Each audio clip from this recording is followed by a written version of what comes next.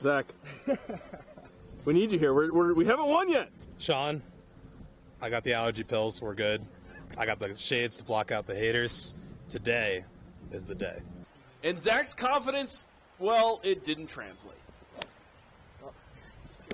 He got off to a nice start while some of us did not.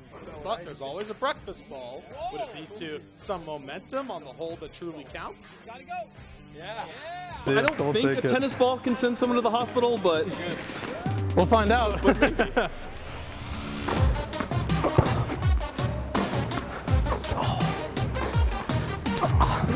on, Zachary. I should have had that one.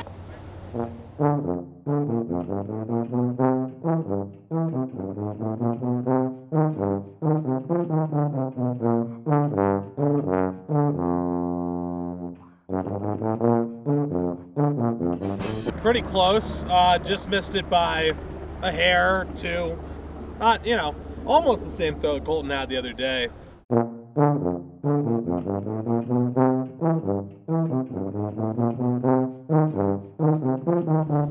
Pretty hard sport. And you're from Boston. Yep. What was their reaction on the East Coast when you told them that, yeah, I literally have a bear in my apartment? Bewilderment. They saw my tweet, and everyone was asking, and my mom FaceTimed me, get away from the thing, get away. I'm like, Mom, the game warden's here. They got it. We're good. It was awesome. quite the reaction. Well, I tell you, coming up, we're going to continue talking Bears, but this time it's the Grizzlies. The Montana Grizzlies, that is, because they got a game on Saturday. They're battling for the Little Brown Stein at Washington Grizzly Stadium with Idaho. And then we're going to talk Bobcats as well. One Bobcat getting a nice little honor from the Big Sky Conference today as they get ready to go down to Greeley and take on the Northern Colorado Bears. So there you go. The theme just keeps going. Well, as you can see here, I'm at Doggy Daycare in the Bitterroot Valley. We got 4 beautiful St. Bernards, but one in particular, my man Ian right here, is getting ready to try and win Best in Show at the Westminster coming up this week. Training dogs is a labor of love for Will Bratcher and Jan Butler. The love came together in a way they didn't expect when they received this letter inviting them to the Super Bowl of dog shows, the 2022 Westminster, being held just north of New York City in Tarrytown, New York this week. Exciting. It was rewarding because we worked pretty hard to get it. Good boy. This is Ian, and along with his buddies Adler, Bodacious, and Bravo, they spend most of their time hanging out here in the backyard, making appearances at Missoula Paddleheads games, or traveling to dog shows across the country. He is pretty chill in most situations, including the Paddleheads game, right? He likes to go get pet by the players. Oh, yeah. Yeah. And it's just great to be able to bring little kids in and introduce them to the dogs so they're not afraid. But to reach the heights like Ian has is unprecedented. He's already in the St. Bernard Hall of Fame, while he and Will already broke the previous mark for lifetime points an owner-handler has earned for the breed. Despite the accolades, Ian is still an underdog, no pun intended, heading into this week. Jan and Will tell me most St. Bernards who win Best in Show look like this, known as a Beethoven, a nickname from the 1992 movie with the same name. Ian is a smooth coat and Will an amateur handler, but they're in it to have fun and hope to represent Montana by winning Best in Show, something Ian has already done 12 times this year. It'd be outstanding to be able to represent Montana. We just want to be able to go and represent the best that we can do, and then and kind of hope for the best. It is a judged sport, and it's just kind of up to what they see. Will grew up around the breed and has always loved St. Bernards, but for Jan, it took some convincing. When he said, "Oh, I think I want a St. Bernard," I'm like, "Yeah, that's not happening." But it did. And now she handles dogs. Yeah, so now it's great. work with them too. So. And they've been inseparable since, with the competition being the fun part for Will and Ian. He actually really enjoys himself in the ring. They like being together, and he reads me like a book. He knows. He knows. Yeah, I know if he's having a good day, and he knows if I'm having a good day.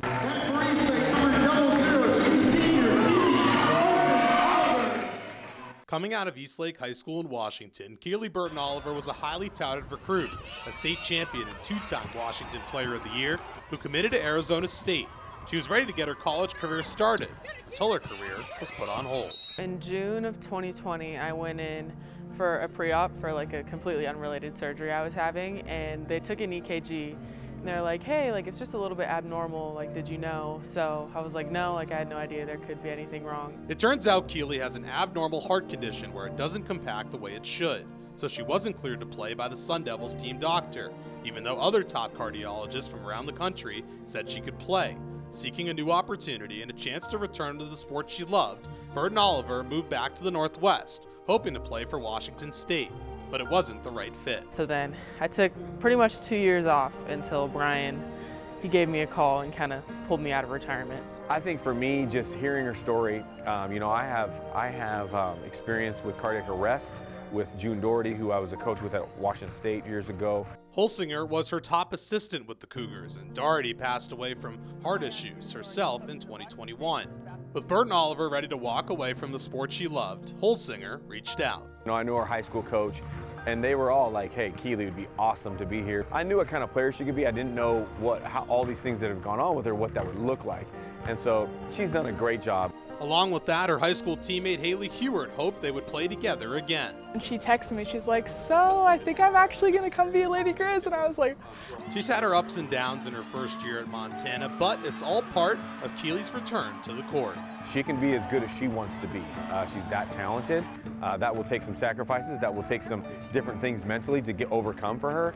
But I think the sky's the limit for her on the court. It's crazy to be here. I mean, it's been a long journey, you know, just getting back into it and getting back into the flow of things, but it's like a dream. I always say it's a blessing that I'm here. There's so many reasons why I shouldn't be, but I am. Earlier this year, the team partnered with the American Heart Association, bringing awareness to heart health and wearing special warm-up shirts to stand with their teammate as she pours her heart back into the game she loves. Folks are getting ready just under 24 hours from kickoff between the Grizz and the Bison. NDSU fans used to a lot of winning over the course of this dynasty. So how are they feeling about tomorrow's game? And how are a couple of folks with Montana ties feeling about the game as well? I had to stick my head around today and ask around. I was watching. The comeback was awesome. I'm old and I didn't think I'd stay up that late, but take the second half, but I saw it all the way to the end. I'm nervous about your number 5, and you got a good quarterback. And obviously, I'm a Bison fan, so I'm nervous about tomorrow. But you still think the Bison are going to get the win? Yes. I'm going to say, I think it's going to be a close one. Let's say 32-30. Ooh, close, real close. Yeah, well, Montana's a high-scoring team, and so is NDSU. A lot of Bison roam into Montana territory, so I think the same thing will remain true tomorrow. Go Bison. So we know how the folks in Fargo feel, but what about those with Montana ties? Yeah, I originally was supposed to go to the University of Montana, but I decided to go to NDSU instead. But the Bison at home field? Well, if my family Missoula is hearing this, I'm going to pretend the Grizzlies are going to win. And from Anaconda all the way here, you drove here. Now, what made you decide to come all the way over? The minute we knew that they made it, we said, I got tickets 5 minutes after they clinched. Did like friends think you were nuts? Are people shocked you drove? Yeah. Our friends always think you're nuts. I think 31-28 Montana. They're going to pull it off. Yes, they are. Meet the Missoula Vixens, the first girls' high school rugby team in the Garden City since before the COVID-19 pandemic began. I just kind of watched women's rugby kind of go down in the drains through COVID, and it's really good to see it kind of booming right now in Missoula, Montana. With their season canceled in 2020 along with all spring sports, the Vixens have been trying to get a team together.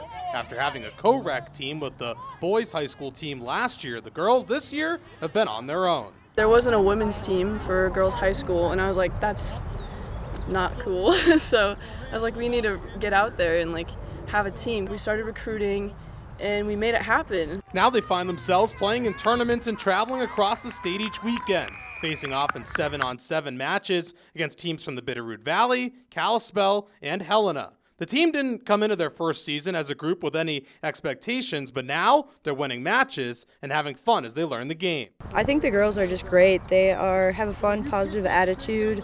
It's been amazing to see a lot of these girls never touch a rugby ball before, and they're out there winning games. They're trying hard. They're showing up to every practice, really putting the effort in. They've been able to get girls to come out this year simply through word of mouth.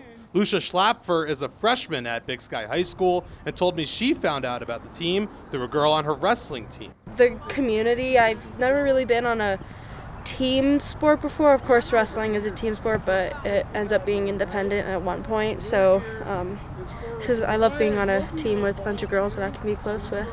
Anyone can play, women or men, short or small. There's really a spot for anybody on the team.